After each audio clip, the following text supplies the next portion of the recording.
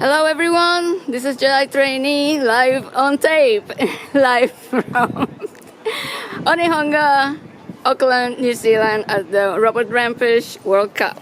And I'm here with Corey Nason and Johnny Tsoumpas, who had a great showing yesterday with their own robots, and you were here with them to hear from them what they think about how they did yesterday.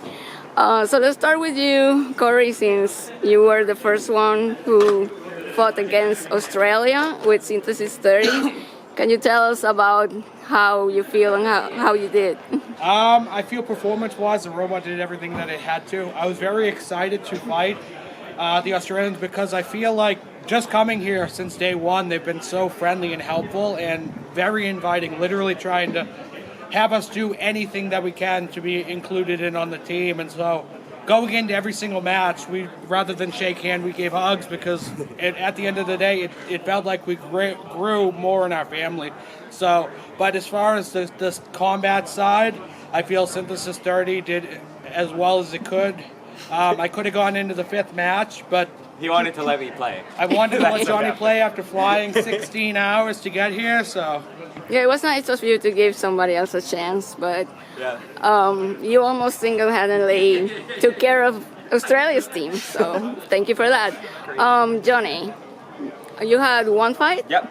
Okay, how do you feel about that? It was good. I fought Inator, which I was pretty scared of because in August they fought a horizontal, pinned it, and did a direct hammer saw shot straight into their batteries, and it kind of went viral. So I was worried. I was like, I don't want to go viral because I got hammer sawed. So I ran inverted because I have an AR bottom plate and had that on top. First hit, I got stuck right into their side armor, which was really fun. Spun out and I hit them really hard, and I guess it just blew their cans off their motors. Their motors stopped working. Yeah, so that was pretty cool. But like Corey said, the thing I'm happy about most is just all the great friends and like almost a second family we're making here. Yeah, it's really great being here. Yeah, it is. I mean, I'm loving it too. Yeah. Okay, one thing I've noticed is the recovery time. It's 8 minutes. You're used to like 20 minutes in HRL. Yeah, or like in the beginning of the day, hours. So how have you adjusted to that? So going into this event, knowing specifically that we have to design for 8 minutes, just looking down at the robot and looking at every possible thing that could break.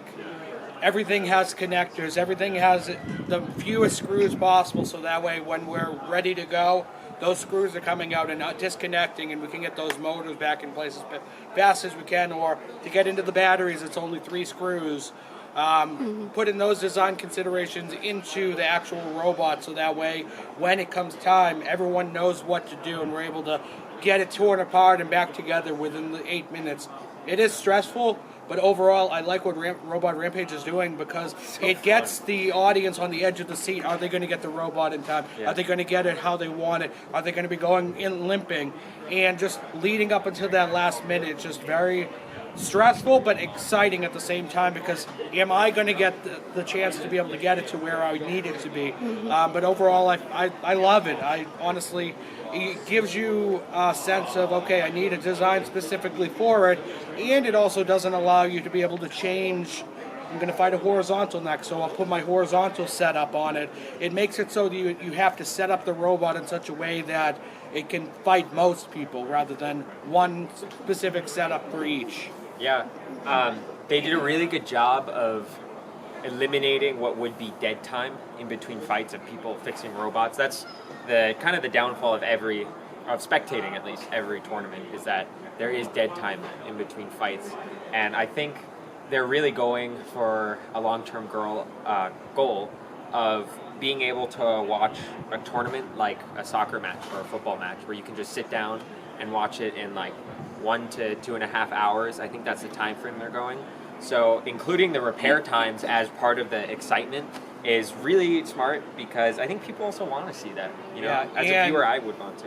And not only that, just having a shorter event in general, like my fiance and my family, they they might watch a little bit of NHRL, no disrespect to them, but NHRL being so long, it's so much information to take in, whereas they literally saw the whole event, watching it from start to finish, so it's easier to take in and understand, and I like that the announcers are explaining everything along the way, so at any point when you tune in, you're able to understand what's going on. Yeah. Yeah, and the audience practically has front row seat to whatever you're doing to your robot when you're fixing it, changing the batteries and everything. Yeah. It's practically inside the arena. And I feel like that's, well, being a nerd, I feel like that's one of the most exciting things, seeing what's inside of the robot. Yeah. And I feel like some of the audience that they look at the outside, they don't know what's going on inside, and they don't know what it takes to repair it. So giving them that one insight is amazing in my eyes. Yeah. Okay, one last question. You are fighting Team Brazil tomorrow in the final for the championship. What are your expectations, and are you ready? How do you feel about tomorrow? He'll do okay, but I'm scared. Do you want to go first? Okay, so one last question. You are fighting Team Brazil tomorrow for the final championship. How do you feel about that? Are you ready, or what are your expectations about tomorrow? I was saying I think Corey's ready, but I'm a little scared. They drive their robots really well, and the robots are really fast, and that's a bad combo for someone with a really slow spin-up time like me. Hopefully I can tune my ESC a bit better and get the spin-up faster, but the Brazilian bots are so compact that most of them are just like billet aluminum, or, integrated chassis of aluminum, and they're very formidable. They're the Brazilians. I would be surprised if they won, but I think we have a good shot overall, I would say. Yeah, I think first and foremost we do need to pay respect to Brazil, because even though combat robotics was kind of started all over the world, Brazil has made the book on how to make a combat robot. True. They put in the work, they deserve the respect, they show up any event that they can, and they put in their heart. You can tell every chance they're working on the robots, getting it ready. So they're coming in with 100%. So I want to make sure it's perfectly clear I respect the Brazilians, and you can't underestimate them. Though watching them fight and actually fighting them back home in the United States, it has altered the way I drive. I know they're fast, so I have to be faster. I know they hit hard, so I have to hit harder. And I know they're going to be dominating and controlling, so I have to dominate and control them. So it's not going to be an easy fight. It's not going to be a 5-0. It's going to be probably leading up to the very last match, 1v1. The last match will decide who's going to win. We're going to come in with our all. We're going to have jump rope. We're going to have Spartan 30. We're going to have synthesis 30. We're going to have bad blood. And then we're going to have the multi-bots, pain and panic. We're going to do whatever we can to show Team Pandemonium and the rest of the United States. And Christine, we're going to try our best to bring home the W and bring home the winning trophy. 100%. You want to say last words? Yeah, I mean, the Brazilians also just have such great energy. Any tournament they're at, I feel like becomes automatically better. They bring a really, really passionate, competitive vibe in a really good way. I say they're competitive in the best way possible, where when they win, they're cheering, and you can't help but cheer for them as well.